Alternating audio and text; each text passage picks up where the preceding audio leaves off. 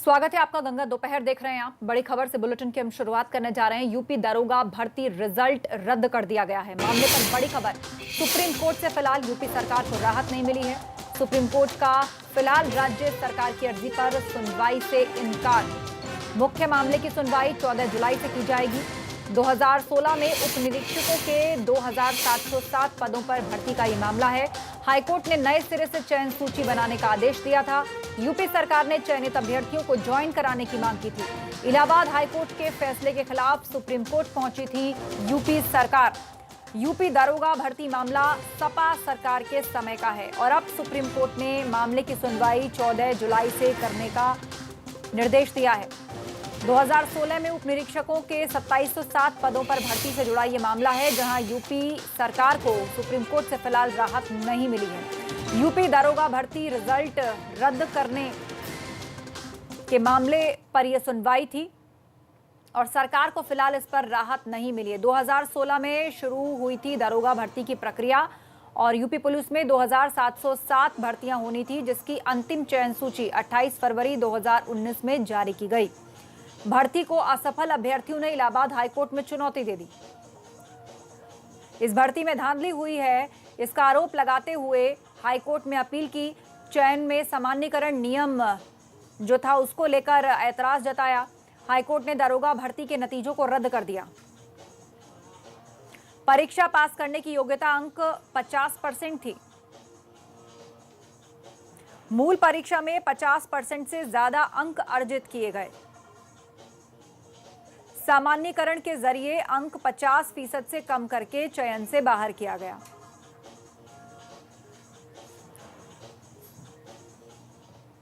सीधे आपको लिए चलते हैं। हमारे दो रिपोर्टर हमारे साथ जुड़ रहे हैं। दिल्ली से अविनाश तिवारी और लखनऊ से शैलेश अरोड़ा। लेकिन सबसे पहले अविनाश का रुख करते हैं, जिनकी सुप्रीम कोर्ट पर नजर रहती है। अविनाश, क्या कुछ हुआ सुप्रीम कोर्ट ने और फिलहाल अब सुनवाई के लिए अगली तारीख मुकर्रर की गई है?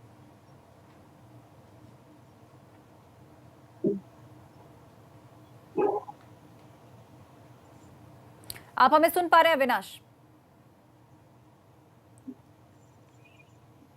तो लगता है अविनाश से हमारा संपर्क नहीं हो पा रहा है। बड़ी बात यह कि जिस तरीके से आज सुप्रीम कोर्ट ने अगली तारीख दे दी है, लेकिन सरकार को वहां से राहत मिलती नहीं नजर आई। शैलेश अरोड़ा का रुख करेंगे, लखनऊ से जुड़ रहे हैं। शैलेश, समाजवादी पार्टी की सरकार थी जब ये भर्ती प्रक्रिया शुरू हुई। बाद में जिस तरह से चयन सूची बनी, उस लिस्ट को लेकर, उसके तरीके को लेकर हाईकोर्ट में चैलेंज किया गया और हाईकोर्ट ने उसको रद्द कर दिया और सरकार इसको ज्वाइनिंग कराना चाहती है, इसीलिए सुप्रीम कोर्ट तक पहुंची। लेकिन फिलहाल सरकार को वहां से राहत नहीं मिली है। बिल्कुल निश्चित रूप से आस्था, देखिए ये जून 2016 में भर्ती निकली थी, यानी वो समय जब चुनाव जो थे 17 के, उसके अधिसूचना में बहुत ज़्यादा समय बाकी नहीं रह गया था और उस समय जब ये भर्ती निकली, आगे प्रक्रिया शुरू हुई, लेकिन फाइनली उसकी जो चयन सूची थी भर्ती के लिए वो जारी हुई पिछले साल फरवरी में आकर, यानी वर्तमान सरकार में। इतने समय तक पहले ही अभ्यर्थी इंतजार करते रहे पूरी प्रक्रिया का और उसके बाद जब चयन सूची आई तो जिन अभ्यर्थियों का उसमें चयन नहीं हुआ, उन लोगों ने उस पूरी लिस्ट को कोर्ट में चुनौती दे दी। उन्होंने कहा कि इस पूरी भर्ती में जो 2015 के नियमों के तहत होनी थी, जो सामान्यीकरण की प्रक्रिया को अपनाया जाना था, उसके तहत ये जो लिस्ट तैयार हुई है इसमें गड़बड़ी आई है। यानी जिन्होंने परीक्षा में 50% से अंक हासिल किए, उसको नियम के तहत नियमों का हवाला देते हुए उसके अंक कम हो जाते हैं। जिनके अंक कम है वो 50% के ऊपर चले जाते हैं और इसी बात को लेकर अभ्यर्थियों ने कोर्ट में चुनौती दी थी। ये जो भर्ती थी 2707 पदों के लिए, इसमें पुलिस में सब इंस्पेक्टर थे, पीएसी में प्लाटून कमांडर के पद थे, फायर फाइटिंग ऑफिसर के पद थे, ये सारे पद थे जिन पर भर्ती होनी थी। अभ्यर्थियों की जो दलील थी, देखिए वो कहीं ना कहीं इलाहाबाद हाईकोर्ट को भी उन दलीलों में दम लगा। यही वजह थी कि इलाहाबाद हाईकोर्ट ने उसका जो रिजल्ट था, जो जारी हुई थी फाइनल लिस्ट, उसको रद्द करने के लिए कह दिया। ये एक सरकार के लिए, राज्य सरकार के लिए बड़ा झटका भी था कि एक तरफ भर्ती जो है वो बिल्कुल अंतिम चरण की तरफ थी और ऐसे में कोर्ट के आदेश से उसके रिजल्ट को रद्द करना एक झटका था। इसी वजह से राज्य सरकार ने उस आदेश को, इलाहाबाद हाईकोर्ट के आदेश को सुप्रीम कोर्ट पे चैलेंज किया। सरकार को उम्मीद थी कि वहाँ से कुछ राहत मिल सकती है, लेकिन अब सुप्रीम कोर्ट ने भी फिलहाल कोई राहत नहीं दी है और 14 जुलाई को कहा है कि जो मुख्य मामला की जब सुनवाई होगी तभी इस पर आगे कहा जाएगा। लेकिन कहीं ना कहीं ये बात जो है राज्य सरकार के लिए भी एक झटका है, क्योंकि सरकार चाहती है कि जल्द से जल्द मामले का निस्तारण हो, भर्ती को आगे बढ़ाया जाए, और इस वजह से रुकी हुई है। हाल ही में अगर बात करें, इससे पहले जो शिक्षा विभाग की भर्ती, जी हाँ बिल्कुल, और उसके साथ लग रहा है कि भर्तियां लटकने की लिस्ट में अब एक और भर्ती भी शामिल हो गई है, और वो है ये पुलिस भर्ती, जिसकी प्रक्रिया 2016 से ही चल रही है। रुक करेंगे अविनाश तिवारी का, दिल्ली से हमारे साथ जुड़ गया। अविनाश, सबसे पहले तो ये बताइए कि कोर्ट में सरकार की तरफ से क्या दलील दी गई और क्या कोर्ट ने कमेंट किया है इसको लेकर।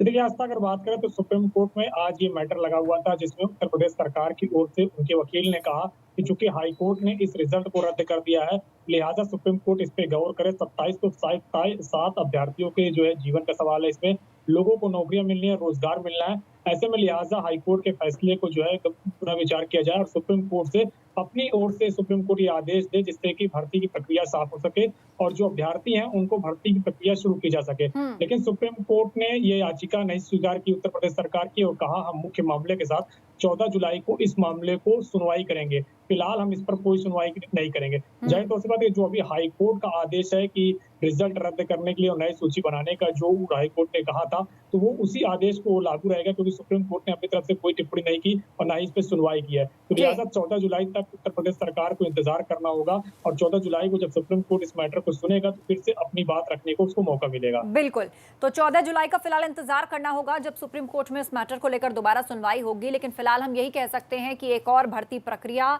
जिसमें कि देरी हो रही है, पुलिस भर्ती 2016 से चल रही, 4 साल बीत चुके हैं, लेकिन अभी तक मामला अंजाम तक नहीं पहुंच पाया। अविनाश, आप जुड़े रहिए। शैलेश, आपका बहुत बहुत शुक्रिया, आप खबर पर नजर बनाए रखें, आगे हम इससे जुड़ी अपडेट आपसे लेंगे। एक बड़ी खबर इस वक्त हम आपके सामने रखने जा रहे हैं। 19 जून को चीन पर पीएम की सर्वदलीय बैठक होने जा रही है। वीडियो कॉन्फ्रेंसिंग के जरिए ये मीटिंग होगी। पीएम मोदी ने ये मीटिंग बुलाई है। बैठक में आगे की रणनीति पर चर्चा की जाएगी। तो ऑल पार्टी मीटिंग कॉल की है प्रधानमंत्री मोदी ने। 19 जून को ये बैठक की जाएगी। दरअसल चीन के साथ जो हालात इस वक्त बने हुए, तनातनी चल रही है, उस पर आगे की रणनीति क्या हो, इस पर चर्चा के लिए प्रधानमंत्री मोदी ने सर्वदलीय बैठक बुलाई है और वीडियो कॉन्फ्रेंसिंग से ये मीटिंग की जाएगी। रुख अविनाश का करते हैं। अविनाश, सवाल ये विपक्षी दलों की तरफ से उठाया जा रहा है कि तनातनी तो अभी चल रही है और 19 तारीख को पीएम सर्वदलीय बैठक करेंगे। जी बिल्कुल आस्था, अगर बात करें तो आज खुद राहुल गांधी ने जिस प्रकार से वीडियो पोस्ट किया और प्रधानमंत्री को लेकर सवाल खड़ा किया कि आखिर प्रधानमंत्री कहाँ छिपे हुए हैं, तो जाहिर तौर से बात है कि अगर आज की बात करें तो आज प्रधानमंत्री का ऑलरेडी कार्यक्रम लगा हुआ है। वो 3 बजे से तमाम सारे राज्यों के मुख्यमंत्री के साथ बातचीत करेंगे कोरोना को लेकर। कल प्रधानमंत्री इस पे पूरी स्ट्रेटेजिकल तैयारी करेंगे, किस तरीके से ऑल पार्टी मीटिंग में तमाम सारे नेताओं से बातचीत करनी है और क्या कुछ पॉइंट रखना है। क्योंकि अभी अगर हम बात करें तो डिप्लोमेट स्तर पे और वहां पे कमांडर स्तर पे जो बातचीत है वो लगातार चल रही है चाइना के साथ, और चाइना की तरफ से भी ये बयान आया है कि वो भी नहीं चाहता है कि एलएसी पर तनाव बढ़े। तो डिप्लोमेट स्तर पे किस तरीके से इसको सुलझाया जाए जिससे कि चाइना पीछे चली जाए, जो कि भारतीय सीमा में प्रवेश करने की कोशिश कर रही है, वहां से वो पीछे चली जाए, इसको सुलझाने की लगातार भारत सरकार की ओर से कोशिश की जा रही है। लेकिन अगर मामला कहीं से भी बिगड़ता है या फिर कुछ और आगे क्या तैयारी होनी चाहिए, इसको लेकर ऑल पार्टी मीटिंग प्रधानमंत्री करेंगे। शाम 5 बजे 19 तारीख को ये बैठक शुरू होगी, जिसमें तमाम सारे बड़े दलों के नेता जो है वो जुड़ेंगे, जिनसे प्रधानमंत्री बातचीत करेंगे और स्ट्रेटेजिकली बातचीत करेंगे, क्योंकि लगातार 2 दिन तक जो अपडेट होगा अब आगे का, उससे भी वो रूबरू कराएंगे कि तमाम अब तक चाइना के साथ क्या डेवलपमेंट रहा, क्या बातचीत रही है कूटनीतिक स्तर पे, और इसके साथ साथ जो कमांडर स्तर पे बातचीत चली है एलएसी पे, उस पर क्या बातचीत हुई है। और फिर लिहाजा अब जो 19 तारीख को बैठक होगी, इसमें ये भी महत्वपूर्ण निर्णय लिया जाएगा कि सभी पार्टियों के साथ कि आखिर किस तरीके से अब आगे बढ़ा जाए, क्या कूटनीतिक स्तर हो, क्या फिर जो है द्विपक्षीय वार्ता के किस तरीके से आगे बढ़ा जाए, या फिर किसी तीसरे देश के जिस तरीके से यूएस का कमेंट आया है, यूके का कमेंट आया है, तो क्या जो विश्व में एक जो है रणनीति बन रही है, क्या उनका सहारा लिया जाए। तो इस तरीके से जो तमाम सारे देश जो है लगातार इस बात को कह रहे हैं कि भारत और चाइना अपने अपने मैटर जो है सुलझाएं, और इस तरीके से लड़ाई किसी भी देश के हित में नहीं है। और चाइना भी यही बोल चुका है, भारत भी यही बोल चुका है। लेकिन भारत ने एक चीज और स्पष्ट कर दी है कि अपनी इंटीग्रिटी को लेकर कोई समझौता नहीं करेगा, क्योंकि चाइना कह रहा है कि भारत भी गैबलॉन घाटी से पीछे जाए, लेकिन भारत का कहना है कि वो जगह उसकी है, भारत वहीं पे रहेगा और जो सड़क बनी हुई है वहां से उसका उपयोग भारत करता रहेगा। इसी पर चाइना को आपत्ति है और यहीं पर बातचीत का जो है पेच फंस रहा है चाइना की तरफ से भी, और चूंकि भारत कह रहा है कि हम अपनी इंटीग्रिटी पे कायम रहेंगे, तो जाहिर तौर से बात है इसीलिए ऑल पार्टी मीटिंग बुलाई जा रही है कि चाइना से आगे किस तरीके से निपटा जाए, इसको लेकर तमाम सारे विपक्षी दल के नेताओं को जानकारी दी जाएगी और उनसे भी बातचीत की जाएगी। जी हाँ, बिल्कुल। विपक्षी दलों के नेताओं से बातचीत भी की जाएगी। शुक्रिया अविनाश अहम जानकारी के लिए। लेकिन भारत ने साफ कर दिया है कि अपनी इंटेग्रिटी से पीछे नहीं हटेगा, जैसा कि चीन चाहता है। रक्षा मंत्री ने कहा रीजनल इंटेग्रिटी से बिल्कुल भी समझौता नहीं होगा। भारत और चीन के बीच सैन्य स्तर की जो बातचीत है वो फिलहाल रुक गई है। चीन चाहता है कि भारत भी थोड़ा पीछे हटे, लेकिन भारत का कहना है कि जो उसकी भूमि है वो वहीं पर मौजूद रहेगा, पीछे नहीं हटेगा।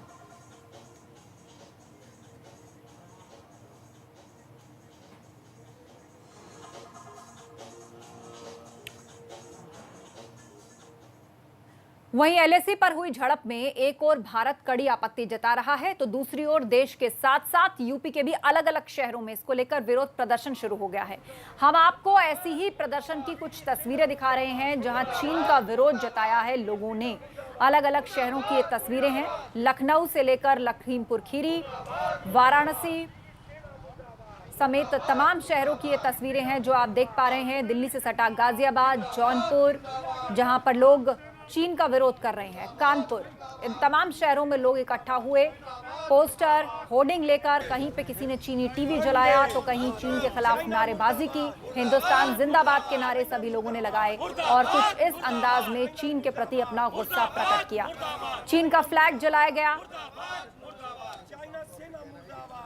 कहीं चाइनीज टीवी तोड़ा गया, उसको आग के हवाले किया गया, कहीं भारत जिंदाबाद के नारे सुनाई दे रहे थे। लेकिन एक तरह से एंटी चाइना सेंटिमेंट अब देश भर में फैलने लगा है और उसको बयां कर रही हैं तस्वीरें जो उत्तर प्रदेश के अलग अलग शहरों से आई हैं। लखनऊ, लखीमपुर खीरी, वाराणसी, गाजियाबाद, कानपुर और जौनपुर तस्वीरें हैं। और आज आपको बता दें कि चीन की एम्बेसी के सामने भी प्रदर्शन हुआ है। स्वदेशी जागरण मंच और कुछ रिटायर्ड ऑफिसर्स जो आर्मी के थे उन्होंने प्रदर्शन किया दिल्ली में और उनको फिलहाल पुलिस डिटेन कर अपने साथ ले गई।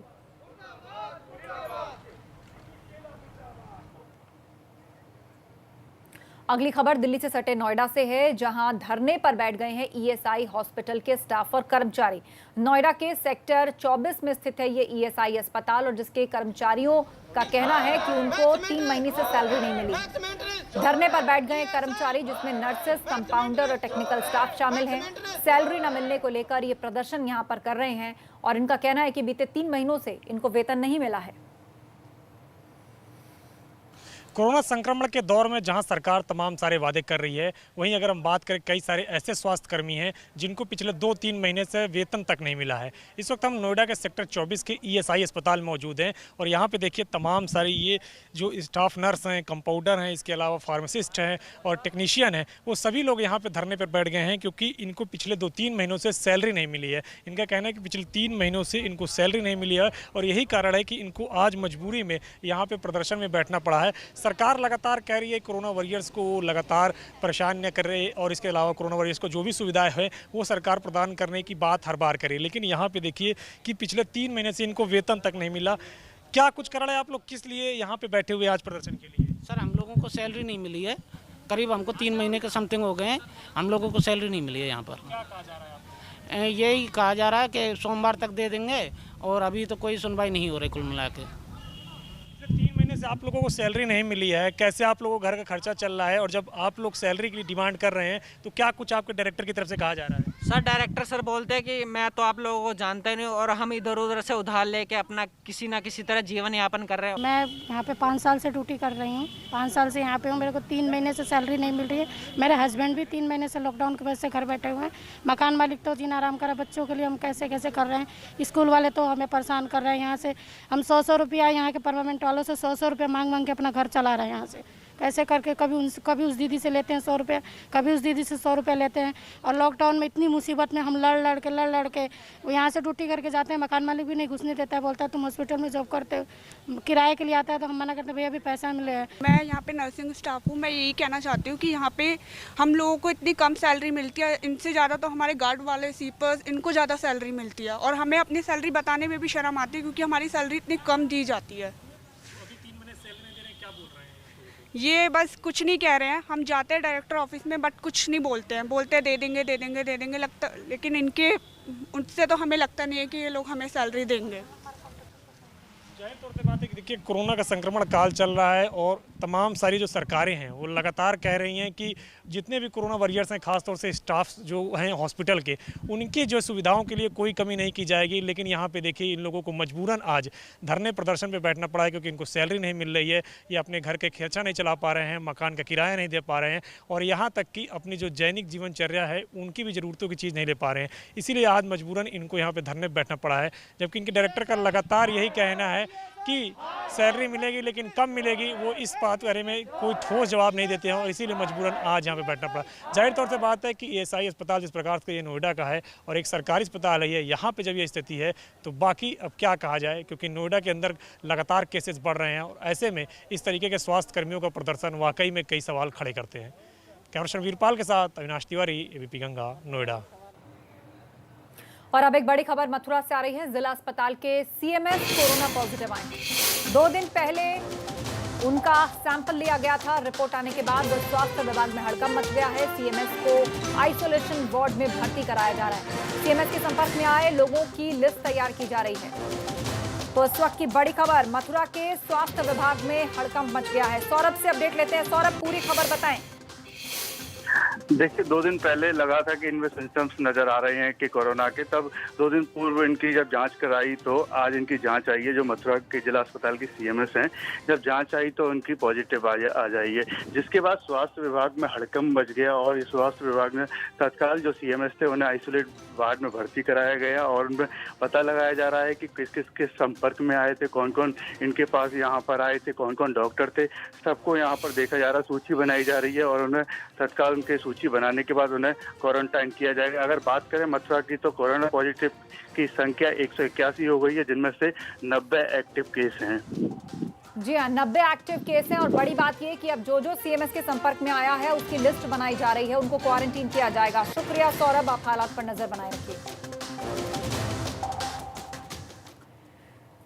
उधर गोरखपुर में फर्जी अधिकारी बनकर प्रमोशन के नाम पर प्रलोभन देकर धन उगाही करने वाले शातिर को सिटी पुलिस ने गिरफ्तार किया है। आरोपी लंबे वक्त से बिहार के डीआईजी और डिप्टी कमिश्नर बताकर खुद को प्रमोशन का लालच देकर लोगों से धन ऐंठता था। पुलिस को उसकी काफी दिनों से तलाश थी, लेकिन गोरखपुर की बड़हलगंज पुलिस ने सर्विलांस के माध्यम से इस आरोपी को ट्रेस कर धर दबोचा। शातिर पर मुख्यमंत्री के जनता दर्शन का अधिकारी बताकर भी लोगों से धन उगाही करने का आरोप है। एक युवक गिरफ्तार हुआ है जो कि फर्जी डीआईजी कहते थे कि मैं बिहार का डीआईजी बोल रहा हूँ, कभी डिप्टी कमिश्नर, कभी कुछ और भी चीज़ का प्रयोग करके, और वो उसका मिसयूज करता था। उसे आज अरेस्ट बड़हलगंज पुलिस ने किया है, और जो उसके पास से एक मोटरसाइकिल और वो मोबाइल भी बरामद हुआ है।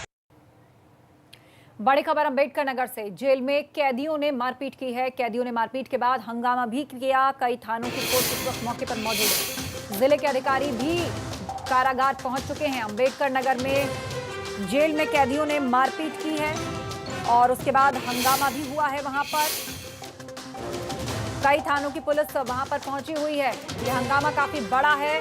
कई थानों से पुलिस फोर्स यहां पर बुलानी पड़ी है, जो सभी जेल यानी कि कारागार पहुंच चुके हैं। अम्बेडकर नगर से ये बड़ी खबर आई है।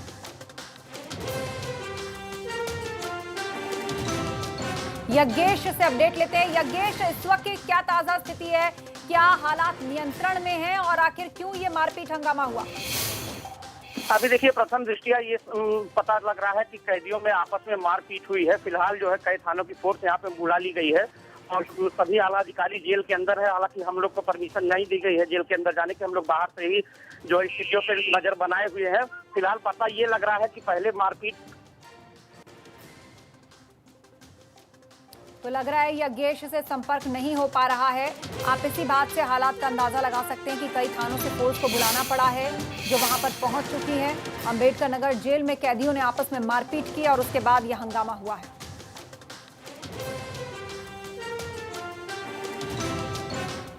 अगली खबर का रुख करते हैं जो हमीरपुर से है। बिजली विभाग के एक कर्मचारी की यहां मौत हो गई है, जिसके बाद उसके परिजनों और ग्रामीणों ने मिलकर हंगामा किया।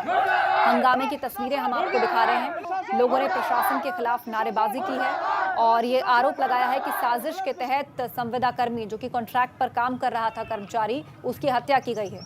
मोहदा कोतवाली के सिलौली गाँव का ये मामला है।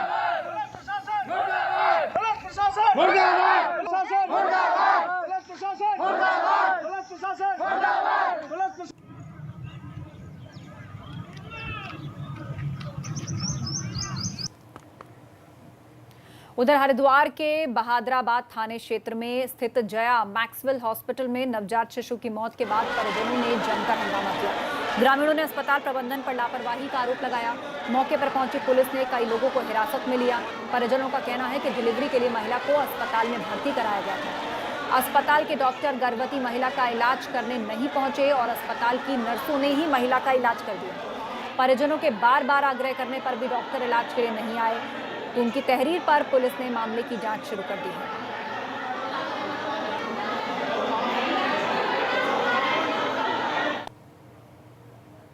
यहाँ रुक रहे एक छोटे से ब्रेक के लिए, जल्द लौट रहे हैं, आप बने रहिए हमारे साथ।